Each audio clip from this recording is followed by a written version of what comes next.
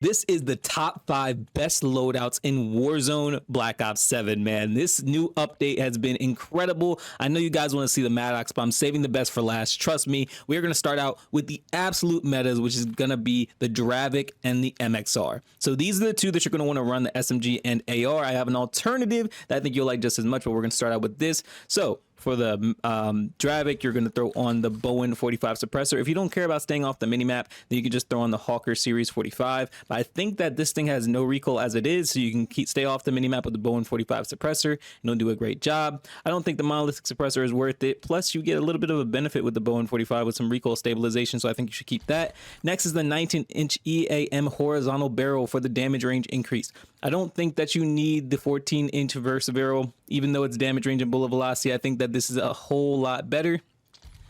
Next, go with the Gator extended mag for 48 bullets with absolutely no cons. I would not suggest going with either of these. They're just not necessary. Plus, this isn't like a super fast weapon, so you're not going to just drain the bullets that quick. So I would go with that. The Herald Z1 grip is absolutely amazing for Warzone. This is what you're going to want to run the entire time. If you don't have it, you can use the quick arm grip for the time being. But as soon as you unlock the Herald Z1 grip, make sure you put this on. And then finally, the Serval Q Step Stock for aim walking movement speed and aim down sight speed at the cost of some flinch resistance, which you will not notice. In my opinion, I think that this is something that's absolutely crucial. Go into the firing range. This is what you're going to be experiencing. This thing is absolutely busted, does not move. It really gets the job done very quick. I don't think that you're going to find an SMG that really cooks just as good as this does, especially with like no recoil as it is. But like I said, if you don't want to use a suppressor, the main thing you can change is instead of the Bowen, you can put on the Hawker. Next is the MXR 17. This thing is incredible. I think that this thing doesn't even need an optic, but if you do want an optic, we can take care of that too. We're going to start out with the Redwell 90 compensator for the vertical recoil control, and this honestly makes this thing absolutely busted. This first thing in general, I think would just be more than enough, but I have to give you the entire class. Next, we're going to go with the 18-inch Rift M7 barrel for the damage range and bullet velocity. If you care more about the damage range, cool. And if you care more about the bullet velo, well, be my guest. There is also the 18-inch rapid Sterling barrel. It's kind of new. I mean, if you want to try that out, be my guest. I don't really think that it's necessary. I think it's just a cool new addition that they added to the game for Warzone, but I think the 18-inch Rift M7 barrel is good enough. Then for this is not what I would put on there. I don't know why that's on there. The lateral precision grip is what I would actually use for horizontal recoil control.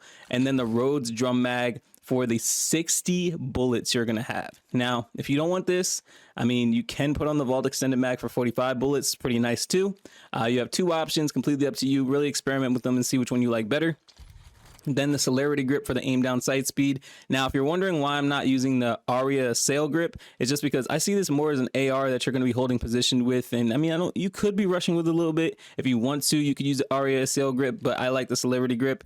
And this is what you're going to experience when you go into the firing range. And when you play with it in Warzone, I mean, you're going to experience the entire thing too. This thing just does not move. Absolutely busted weapon. Even at long range, it's just super easy to use. So in my opinion, this is something that you're going to want to have. You know, if you don't have it, I think you're going to lose to it a whole lot. But we do have some more class setups that I do highly recommend you guys putting on. So one of them is being the MPC. I think the MPC is going to dominate along with the MK78. These two weapons are absolutely busted, and they're going to be busted in Warzone for the entire season. Starting out with the MPC. Now, I have a silencer on there, but you don't need a silencer.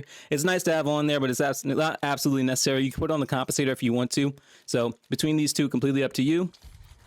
The 14.5 VAS Ash Barrel, I like having this on there for the damage range. Once again, I mean, you can choose whatever you want to. If you want to have the mid damage barrel, completely up to you. I think that this new addition is just kind of interesting, but you could also have the recoil stabilization to help substantially. So completely up to you if you want to put that on there as well. But I like the damage range. I think that's good enough.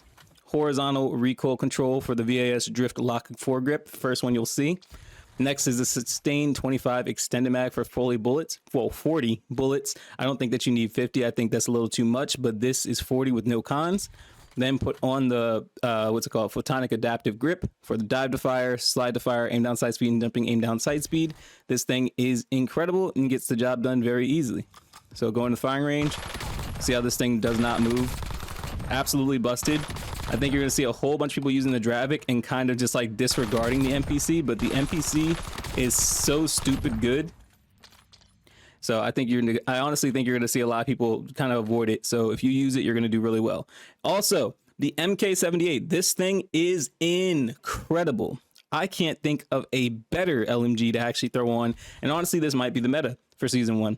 So first thing I put on is, if I scroll all the way down because it's not immediately available, the Greaves AccuSpot 3 times. I think that this is fantastic sight to put on there. Next is we're going to put on the RL762 compensator for the vertical recoil control. Afterwards, you can put on the Titan hybrid barrel for the damage range and bullet velocity. Now, if you want to, you can put on the 20 Mach 78 barrel. This is one of the only times I'll actually agree that this might be a good choice. So between these two, completely up to you. I would say actually, for the sake of it, for this video, we'll put on the 20. Then we'll put on the Bowen Sentry foregrip for the horizontal recoil control. And then here's the last thing. Now, I actually took off the magazine and everything else and put on the vertical and horizontal recoil stock shield stock. I think that this, well, I'll just show you why I put it on there.